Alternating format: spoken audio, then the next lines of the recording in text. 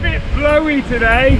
We like to take nice strolls in beautiful sunny weather.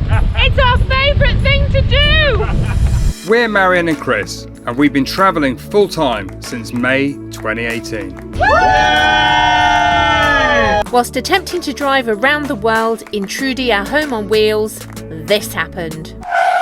The coronavirus is the biggest threat this country has faced for decades. As borders closed around us, we decided to wait it out in Turkey until we were able to continue our adventure east. Welcome to Turkey!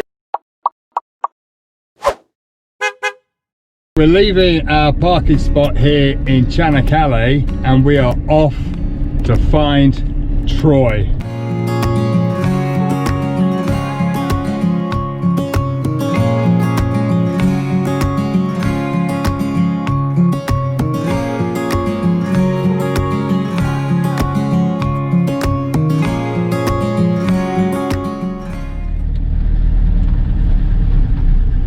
Merhaba. Merhaba. Camping? Oh, perfect. Oh, drive on. Okay, perfect. Thank you. I'm liking this. And there's a big old dog. And there's a big old dog. Perfect. It's funny, in the sun, it's really warm, but as soon as you come in the shade, it's a bit chilly. So we found a lovely campsite. And as you know, we tend to wild camp, but I need to find a washing machine, we need showers, we needed to empty our wastewater, our black water. So we're in Troy and we thought, let's go to the campsite that's on Parfenite that says it has all of those. Yeah, we've come to this little place. It's attached to a restaurant and a gift shop. It's very quiet at the moment. It's very out of season and with COVID going on and everything. But we've just stopped. They're going to prepare us a little bit of local meatballs and bulgur wheat as a lunch. And actually it's dinner. It's lunch dinner because it's probably about 4:30 in the afternoon and we haven't had lunch. It's 5. Is it 5? Oh no, it's 4. It's 4. It's 4. I'm lying. It's 4. Yeah, so we'll stay here for a couple of days and look forward to seeing a bit of Troy. Kofte, bulgur wheat, green salad, happy Marianne. And a friend. And a friend.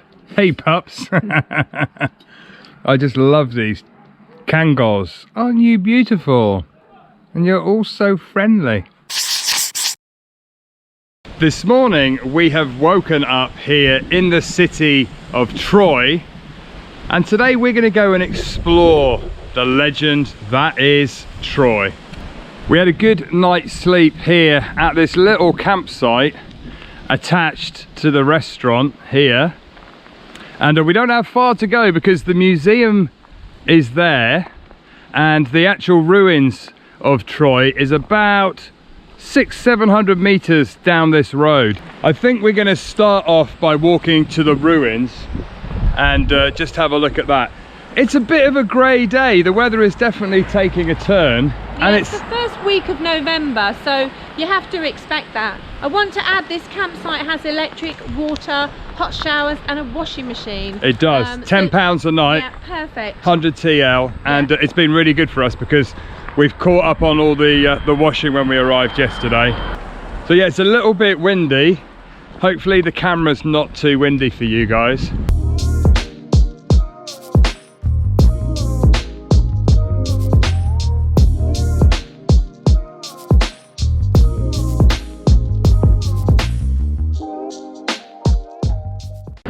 Good morning. We got the local dogs. Good morning. Good morning, guys. How are you doing? How are you doing? Aren't you lovely? Hey. There's always a couple of dogs on the way. Yeah.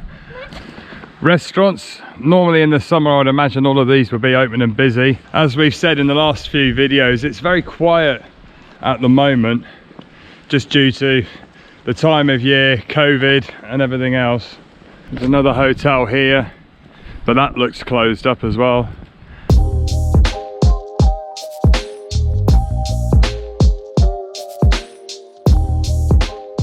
Oh, it's definitely a bit windy this morning.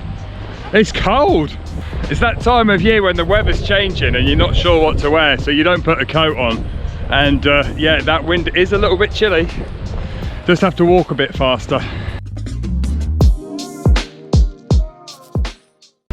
So entry into the park is 50 Turkish lira, which is £5. But if you are visiting a lot of different sites, then I would recommend getting a museum pass because it does save you money in the long run. When you say the word Troy, you probably think of a Hollywood movie. Troy's a city, often thought to be a myth, existing over 4,000 years ago.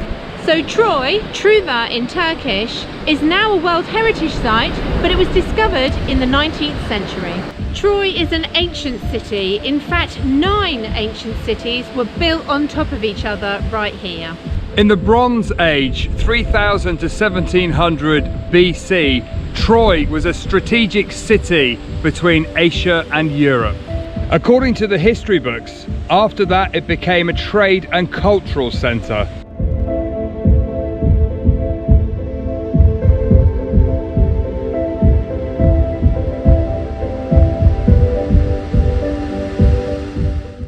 We found some pots. These ones are called pithoi pots, and they are used for storing olive oil, wine and grain. And they're quite often these big, tall as a man, thick-walled pots, and they would be buried in sand to keep them upright. And apparently they were put on boats as well, and they were used in the nautical transport of produce. According to the Greek legend, Helen, daughter of Zeus, was the most beautiful woman in the world. She was married to the king of Sparta, but promised by the goddess of Aphrodite to Paris, the prince of Troy. She was subsequently seduced and taken to Troy. Some say the king of Sparta started the Trojan War to recapture his queen. The Achaeans, after 10 years of fighting, failed to capture the city. So they came up with a devious plan. They made a wooden horse and hid their best warriors inside. Leaving it at the gates of the city, the ships sailed away. So after finding this horse, bringing it into the city gates and celebrating the end of the war, they partied into the wee hours of the night. And legend says, at night when everyone was asleep, the horse opened, the best warriors came out, opened the gates to let the invading army in, and they took over the city and slaughtered everybody.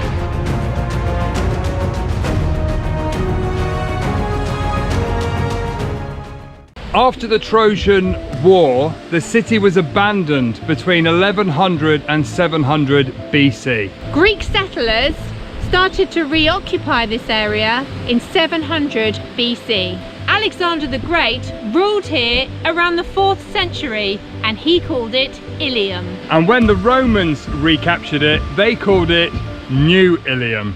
When we did our research on visiting Troy, it said to us not to expect huge, breathtaking ruins, because if you do, you'll be disappointed.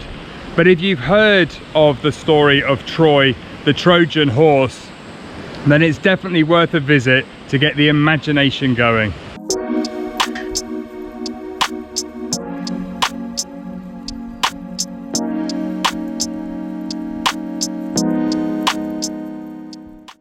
Walking around and seeing some of the ruins, look at the thickness of these walls and the intricate passageways and the different rooms. It would have been like a maze to get around, and trying to invade somewhere like here would have been absolutely impossible. Hence they came up with the ingenious idea of hiding warriors in a horse.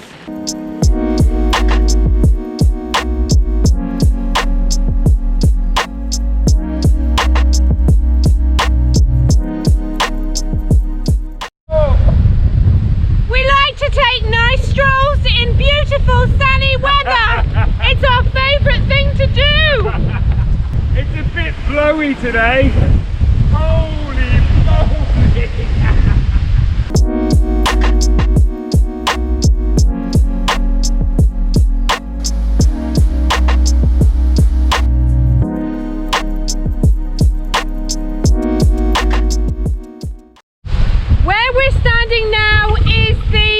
was once the temple of Athena, belonging to the Greek and Roman city of Ilion. Woo!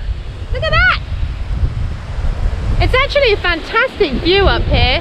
Despite the wind, you can see far and wide. It's absolutely beautiful up here. That's why it was a defensive place. You can just see in the far distance across the water there, that is the end of the Gallipoli Peninsula. We're pretty well exactly level with the end of the Gallipoli Peninsula there.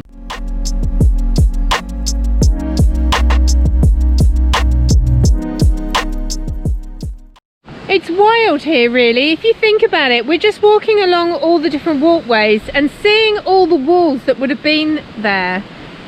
Can you just imagine living here in those days? And next to all these excavated areas, you can see like mounds of earth. And apparently those are left over from when they did the archaeological digs. You see lots of like areas where they've been dug out and cleaned, and then pinnacles of mounds of mud, which would be where they would have put the excavated earth. Look at that though, you can see very clearly where all the walls would have been. Just looking at this tree, it looks very similar to our British oak tree. Very similar, and I say similar because on the floor I'm finding these which look like they've got acorns in them. But the cup's massive, really like thick layered cup. I'll see if I can find some acorns. I found it, it's an acorn. So yes, this must be like the Turkish acorn tree. Look at that. The squirrels have been busy munching on them, but yeah, acorn, Turkish acorn tree. They've got all these walkways all the way around, so it's really easy to get round. Then we've come up to this covered area. This is the Citadel wall. So in 2003 they actually did some kind of protective layer of mud bricks over the original wall to try and keep it from being damaged. They've also put this roof, like a big sail roof, over the top as well.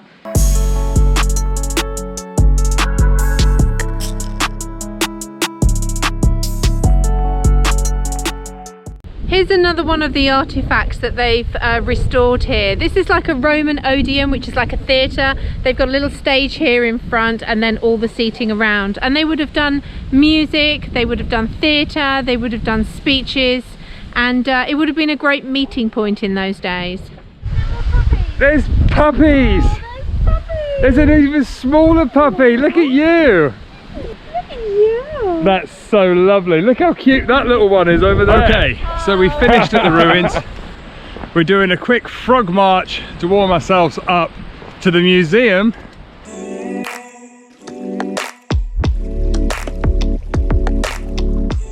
So coming into the museum, they've got all these old tombs here, which are going all the way down.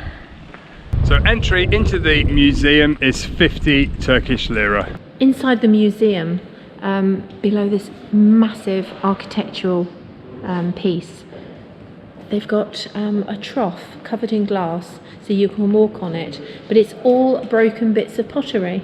So obviously during the excavation and archaeological digs, they would have found loads of pieces of pottery, and some of them you can see have got like handles on them as well, so they would have been jugs or storage pots. It's fascinating. Some big bits, little bits.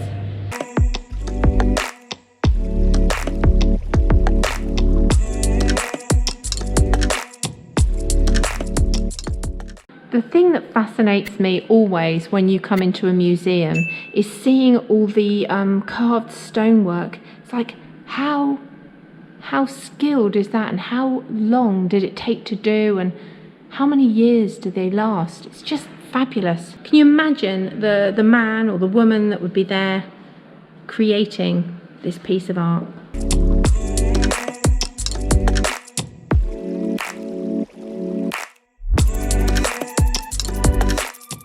We're learning a little bit about Bronze Age technology. And they would have used animal bones to create needles and to create small sharp implements and used for knives. And then they also used bronze, which would have been smashed up and put into a pot and melted down, smelted down. So they would have used them to create nails and sharp cutting tools as well for digging and things like that. So it's really interesting to learn these things.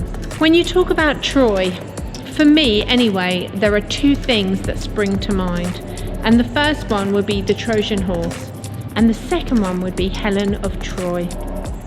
So we're able to see a few examples of her life and part of that bit of history here too. Any stonemasons out there, look at this!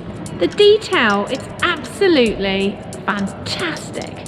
500 BC this would have been carved. 500 years BC. The detail is incredible.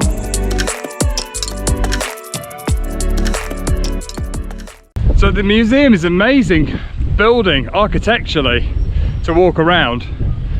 If you're into real history and looking at artifacts, they had lots of pots and artifacts, some holograms, they were there, weren't they? Yeah. Showing different ways of life during the times. In fact, it's the first time I've ever seen a museum display with holograms. There you go. That was really cool. So yeah, if you like the in-depth history side, then you should visit the museum. So because Trudy's parked right opposite the museum, Marianne's just going back to Trudy to get her jumper because she's feeling a bit chilly. And then we're just going to have a little look at the nearby town here. You feeling a bit warmer? Only a little bit. So here we are, this is the road leading up to the town of Troia.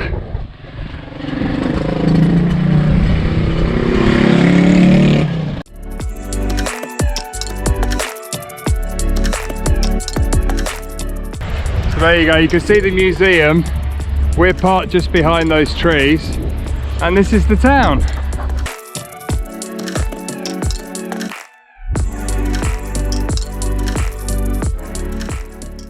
So they got some historical information here as you come into the town.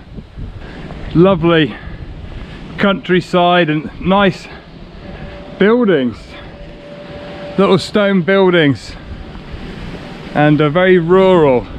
And an little orange tree here. Mandarins or oranges growing on the tree there. There's a pomegranate tree with pomegranates on it. I think that's possibly the first pomegranate tree I've seen. You seen one before? No, first one. And the street names are numbered, so it's like Troia 1, Troia 2, lovely little cottages. It's very quiet, but it's a lovely feeling little town. Chickens in the background over there. Talking about the 9 civilizations earlier, they've actually got blueprint maps on the wall in the town to show the different layers of Troy. They've got a little market here.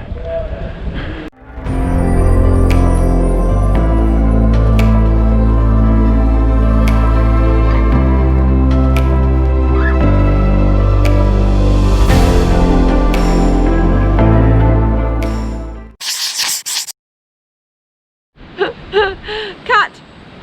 Troy's 3, 2, 1, back in the room. Troy, or Truva in Turkish, was this is the one, and was made a World Heritage Site in 1998. She made it up. I don't know where she got that it became a World Heritage Site in 1998. And she's now stood behind me talking to a squirrel. I'm sure it's gonna be a long day. It's gonna be a long... The things we do to make you videos, you see what we go through. Oh, are you nibbling? Oh, you just licked the camera. I can't believe it's still so windy. I know, nuts. It's blowing a hoolie out there today. You can still see the trees blowing, you can hear it. Oh! You're still there. That's it. It is the end of the show. We'd like to thank you all for joining us on this windy day. And if you haven't subscribed already, please consider hitting the subscribe button and the bell notification, and we will see you next time. Bye for now.